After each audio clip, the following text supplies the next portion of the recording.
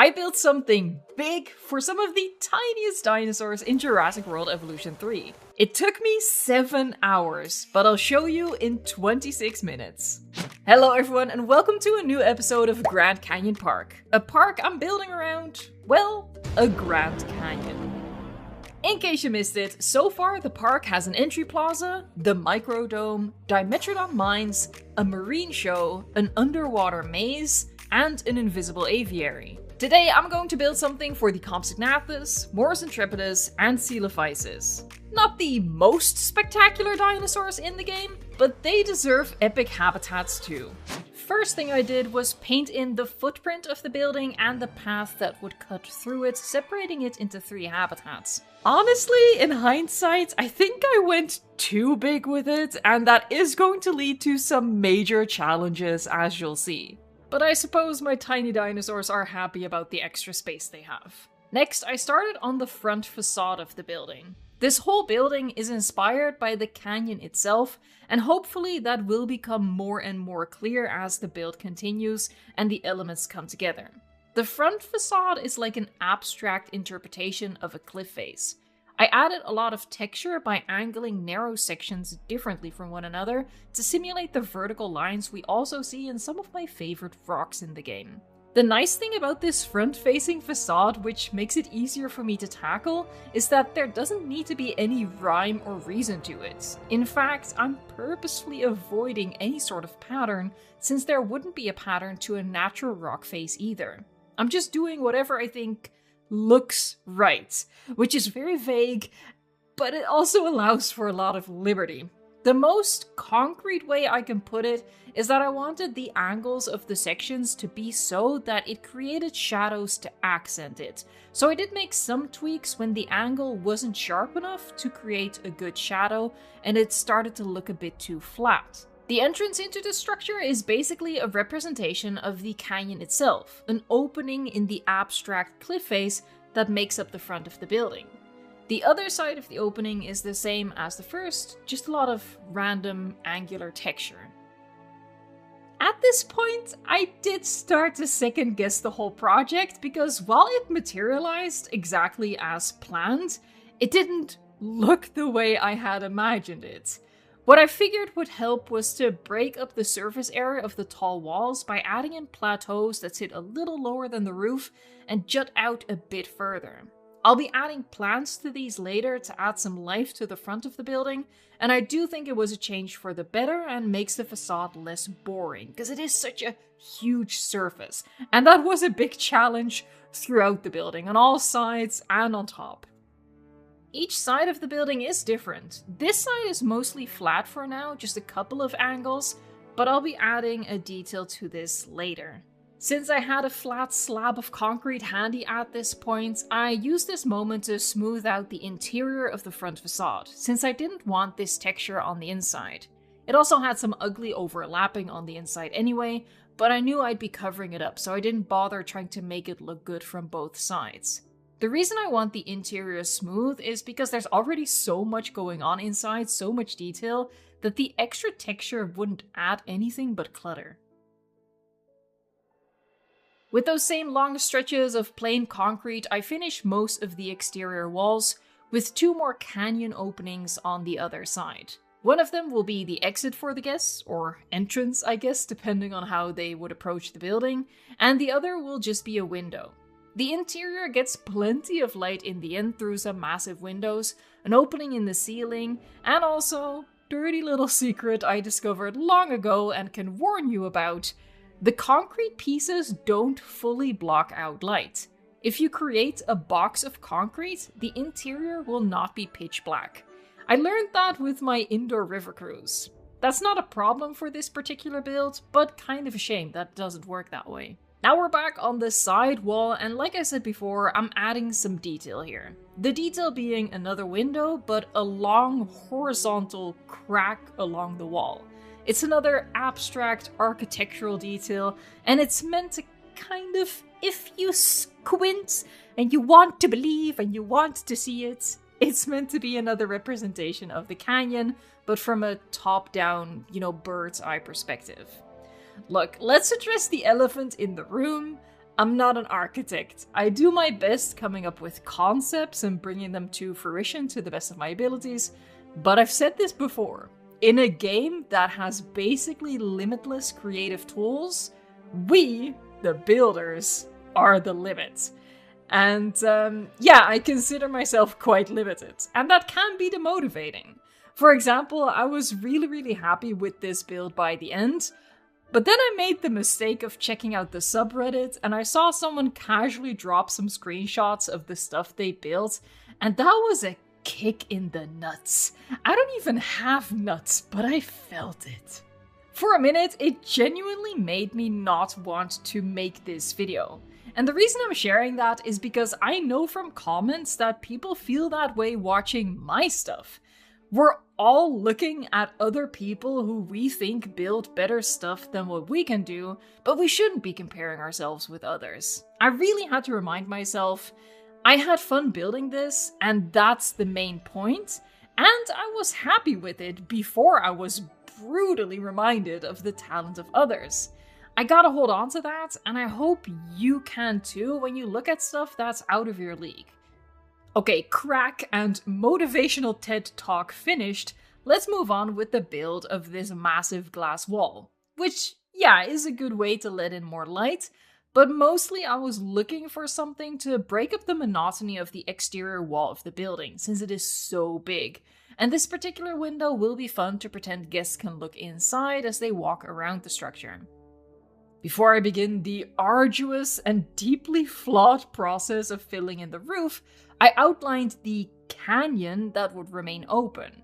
It's an opening in the roof from the entry on one side to the exit on the other, and branching off at one point to lead to one of the entries of the Dimetrodon mines. I'm just roughly following the sand sketch for where the path will go, because the path will follow under the opening in the roof. So when you're walking through the building, it's supposed to kind of mimic, again, in a very abstract way, walking through a canyon. Here you can hopefully start to see it come together with just the skeleton of the building in place so far.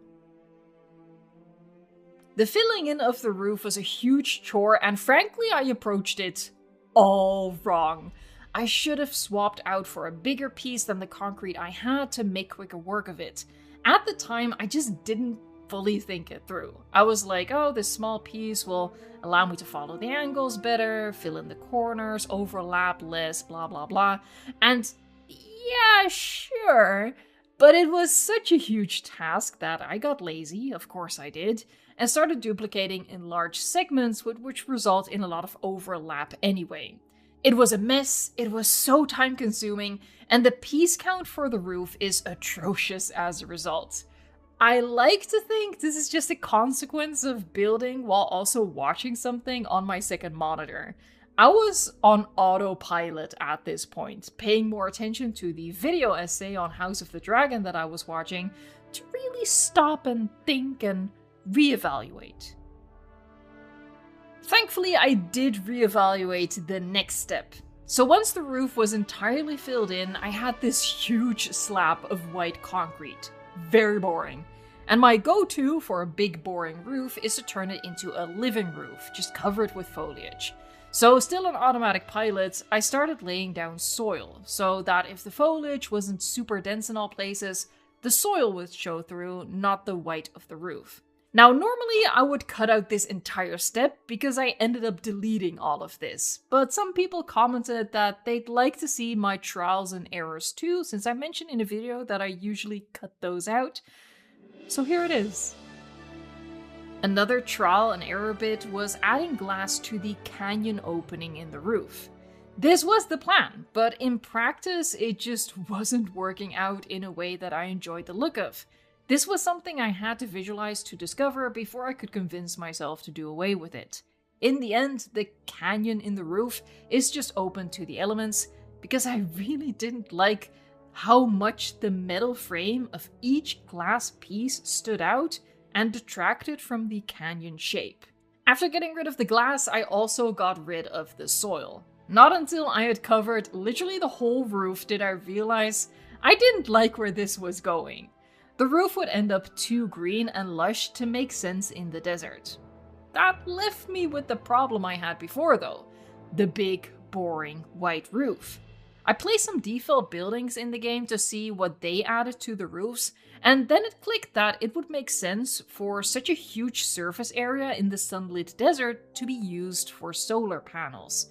So I got to work making a solar panel module that I could duplicate on the roof multiple times to make it a little less empty and boring.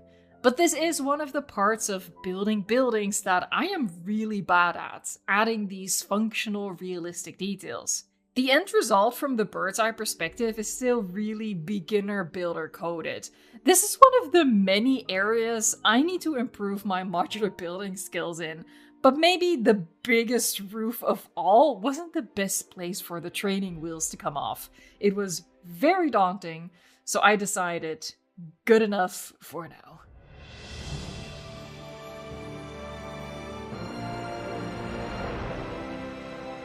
After all of that work making the roof, the time has come to move it out of the way so I can work on the interior. And that starts with what is quickly becoming my least favorite recurring chore in the game, manually placing low fencing. I think paths in zoos need a bit of a border to discourage rude people from walking through the planted garden sections, and for this particular build, the fencing serves to keep people at a distance from the glass habitat walls, and as a much needed stupidity barrier to stop them from falling into the moats.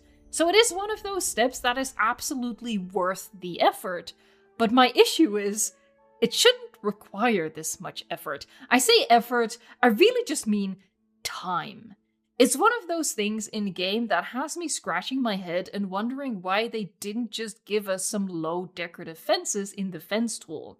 Anyway, this step seriously took me 25 minutes, and this is why, even though it distracts me and has me making bad decisions sometimes, having some entertainment on a second monitor is a must-have for me. Initially, I was going to line the habitats entirely with glass, but I figured I could play around and see if I could add a bit of a moat in sections as well to give guests an unobstructed view into the habitats. So I set to digging narrow trenches. But really, while I do think they make the build look better, they're not the best way for observing dinosaurs as tiny as the Compsognathus. So that is why most of the habitat perimeter is still made up of a glass wall. I just added a wooden beam to the top and the bottom, and then copied that over to follow the path, leaving some distance between the path and the glass wall, which I'll fill with plants later. To add water to the moats, I couldn't use actual water from the terrain tools, it would be too wide, so I used these fountain floor pieces instead. I'm not sure, but I think these might be from the deluxe edition, because I regularly get people asking where to find these, when they're really easy to find in the fountain section, so I don't think people are getting lost. I think some people just don't have them because they're deluxe. These are some of my favorite pieces to use though. Unfortunately, the water isn't very deep. I think even our compy would be tall enough to wade through this, but let's pretend that it's deeper than it is. The side of the moat that connects to the habitat I lined with one of my favorite rocks. You can see that with the new favorites feature, I now officially have 6 favorite rocks, and this one in particular is really good for making straight and steep rock faces. But on the guest side, I needed something perfectly straight, with absolutely no texture for tiny dino claws to grasp onto and potentially climb out of the water, so I went back to my trusted concrete to make the other side of the moat. I matched the color to the rock well enough that it doesn't stick out like a sore thumb in the environment, and after laying down the first stretch, it was a simple matter of copying over big segments to complete the 3 moats for the 3 habitats.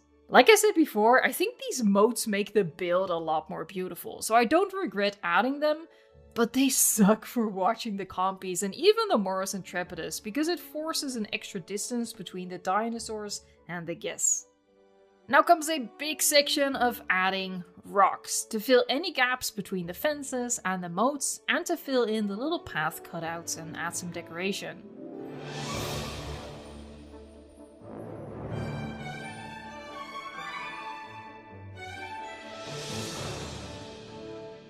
And I even managed to squeeze in a rock arch, and it's always a good day for me when I can add in a rock arch.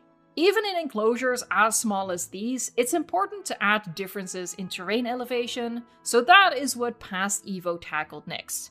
This is really one of my biggest tips for park builders. Add elevation at every scale. That means adding big hills, mountains, valleys, and cliffs to the overall layout of your park, and adding in tiny plateaus for even the smallest habitats. It will make your park look so much better than if you leave it flat. I think the flatness of the square maps that are most people's go-to lead to a lot of flat parks because builders don't consider elevation. It either doesn't cross their mind or they just don't know how to add it. But it really is so important that you do. It can feel daunting when you load into a perfectly flat square map, but you have to start somewhere and then keep practicing.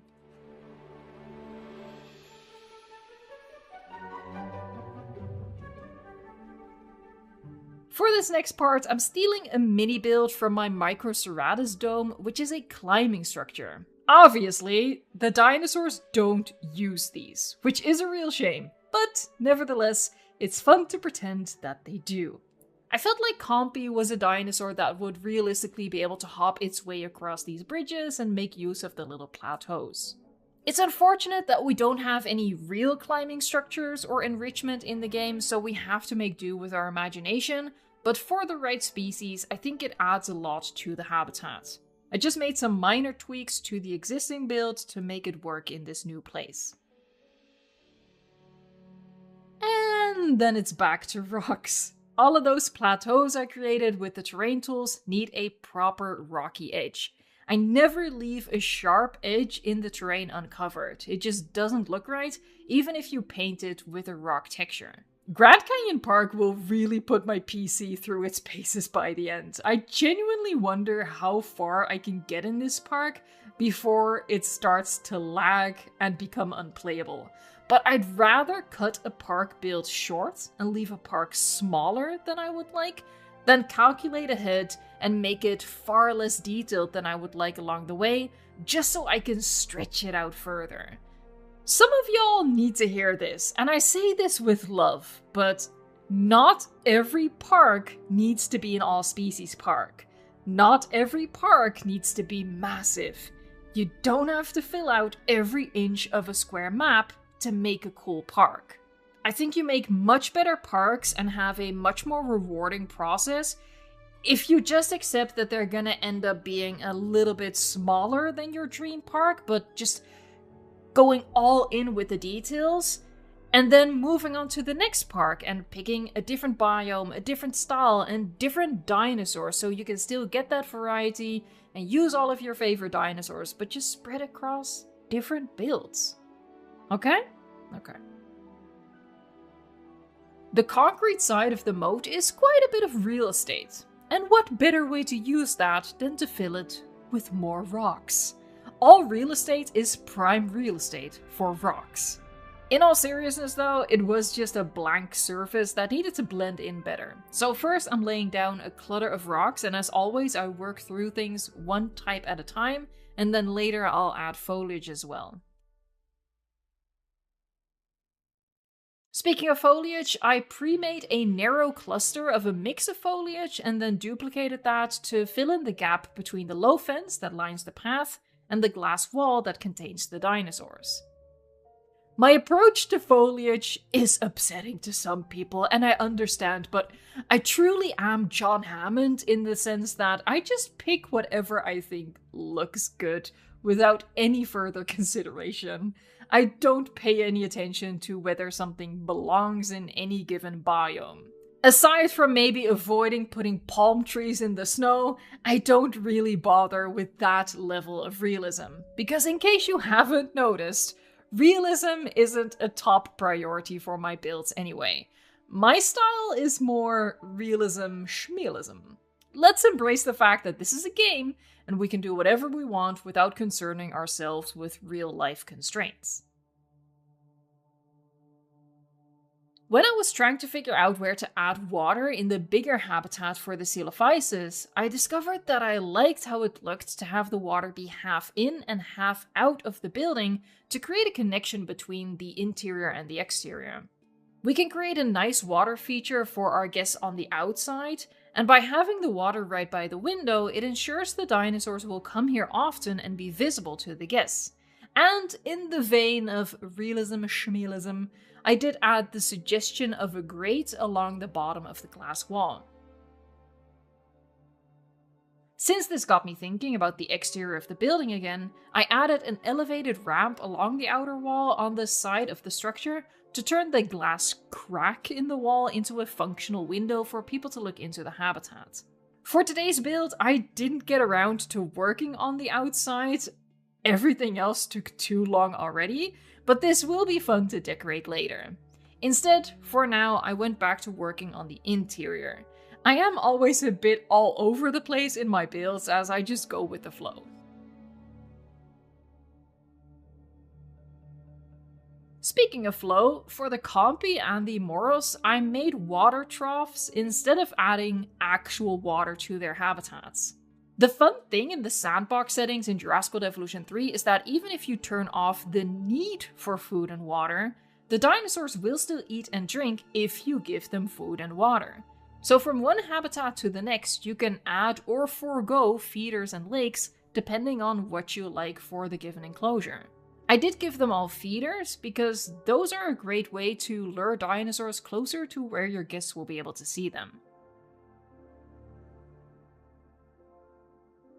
Then a really big chunk of the work goes into decorating the habitats beyond just rocks. Contrary to what my heart might tell me, rocks aren't enough. I started with terrain paints, just playing around until I figured out it would look best to focus the grass around the rocks and leave the open areas sandy, and after painting all three habitats, I went in with trees. Again, I'm just adding whatever I think looks good, and I'm not a huge fan of the strict desert foliage. I don't like the look of just cacti and stuff. I want some bushy green trees, and these work well enough in the warm climate. I did do my best to limit how many trees I placed to not go overboard and just straight up make it look like a jungle.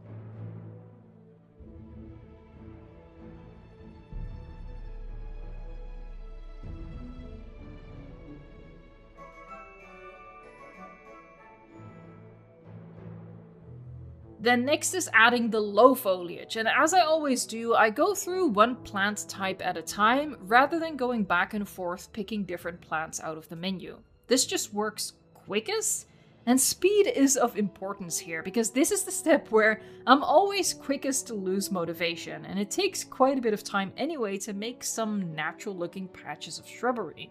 As I'm placing the plants, you can see I'm focusing them along the rocks and around trees and leaving a lot of open space. This is of course by design because we're building for some of the smallest dinosaurs in this game, which would entirely disappear even in this low foliage. So that is why most of the habitat is left barren to ensure our guests can still see the Compy and Moros, and of course the desert theme makes that work conceptually. If you are working in a tropical or temperate environment for bigger dinosaurs, I'd say add way more foliage. Just don't forget to turn off collision so the dinosaurs can still navigate through it.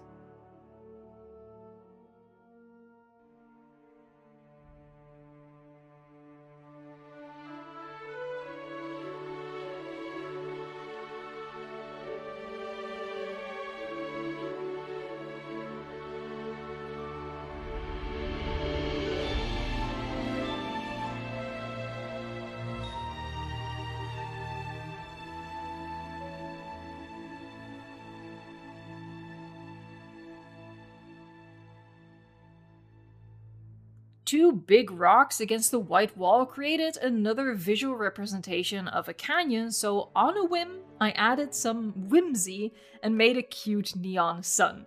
It's a bit juvenile, but I think it's adorable. The area between two paths I spruced up with some decorative water, copying it over from the moats, and just surrounding that with rocks and foliage to make it look like a more natural water feature.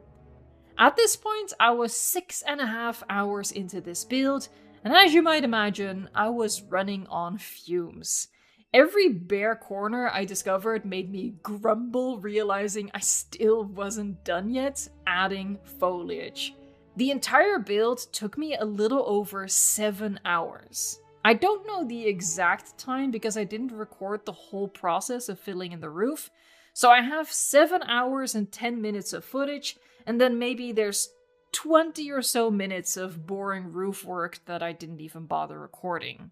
That does mean this is one of my longest recent singular builds. I have found that the sweet spot for me tends to be about 5 to 5.5 hours. After that, the motivation is running lower and lower as time goes on. But we're nearly at the end. The second to last step is adding lights. And this is something I've been skipping before because I always thought, what's the point? It's always daylight in my parks anyway. But now that the lights work during daytime, they're actually worth the time and effort to add them.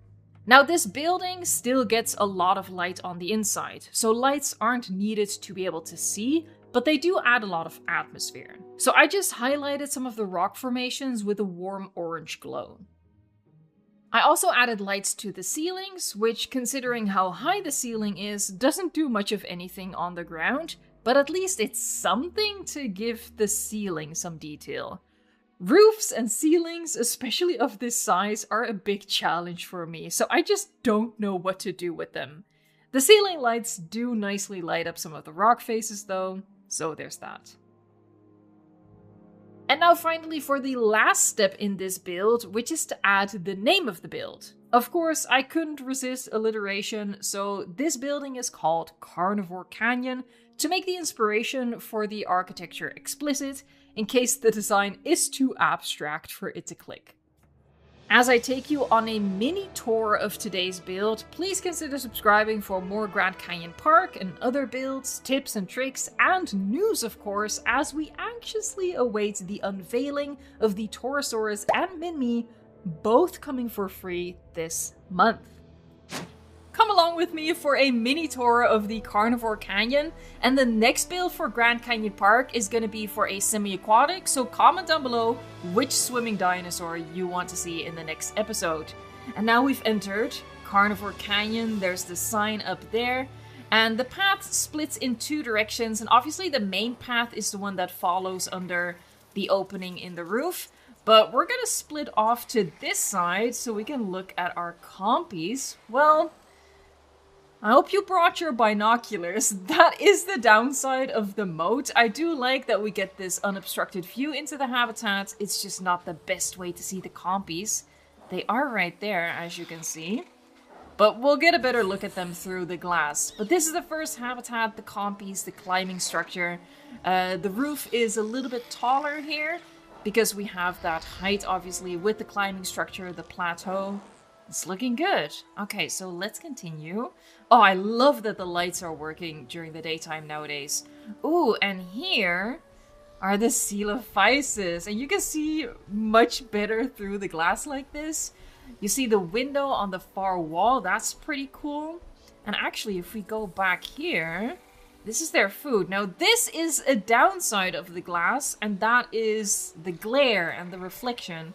So we can't quite see the feeder back there. That is a shame.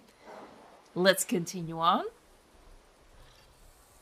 Going through the rock arch. Oh, I love rock arches so much. They make me happy. I have no explanation for it. Maybe it's like a primordial thing. Like it evokes the cave woman feels in me. I don't know. It just feels nice. It's cozy. As we walk under, we get the view of the feeder for the compies.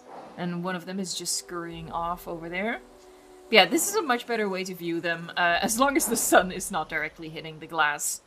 I really like this open feel. As I talked about during the build, I was initially going to cover this with glass, but I don't know, it feels really airy and fresh. I can't quite describe it because I'm aware we're in a video game, but I don't know. I can smell the fresh air, man. If we branch off to this side, we look into the Coelophysis habitat again, and here comes one walking right across. The moat is doing a lot. I really love it. And it is more suitable for the Seal of Isis. So in hindsight, I have to admit I regret choosing Mors Intrepidus and Compsognathus. I think I should have done Seal of Isis, Troodon, and Proceratosaurus. It would have had the same effect with the 3 eras represented in this carnivore house, but just a little bit bigger. So yeah, that is a bit of a shame. But oh well, we gotta live with it now. And as we walk across here, we see the sun. I think the sun is cute. There's the water trough. It's leaking a bit. I added some of the wetlands texture there because I think, I don't know, it sort of sells it that it's real water. And let's actually go back over here. I really like this, by the way, that, you know, part of the ceiling is supported by this rock formation. It's predominantly just like these pillars, which I kept as minimal as possible, so they more or less, well, not disappear, but they aren't as noticeable. But yeah, I really like having the beefy structure of the rock formation there. And here we have the feeder for the Mors Intrepidus. And there's the Mors Intrepidus themselves. Hey, buddies. These work a lot better than the compies, that has to be said. Speaking of compies, they're on the other side here. And if you follow this path, you can go into the Dimetrodon mines. So, you know, it's a bit interconnected. There's not a whole lot of dead ends. You can still flow through the park quite nicely. And then as we run outside, we run like something is... Oh, well, don't look at that. We run as if something is chasing us. And we go out through this opening. There you go. And we have the glass over here. And again, this isn't finished yet. We're going to turn this into a nice area as well. But you can see what this is going to become, right? So the path is going to walk around here. Nicely planted little lake. And you can look into the habitat like this as well. And if I go over here, again, this is also unfinished. But, you know, this whole build took me 7 hours already, so I had to cut it off at some point. But here we can also look inside. And if we go up one more level, we can also peer inside through here. If you've enjoyed this build, please give the video a like and check out some of the builds that I linked over here, which I think will also give you a lot of inspiration. Thank you so much for watching, liking, subscribing, and until next time, enjoy the game.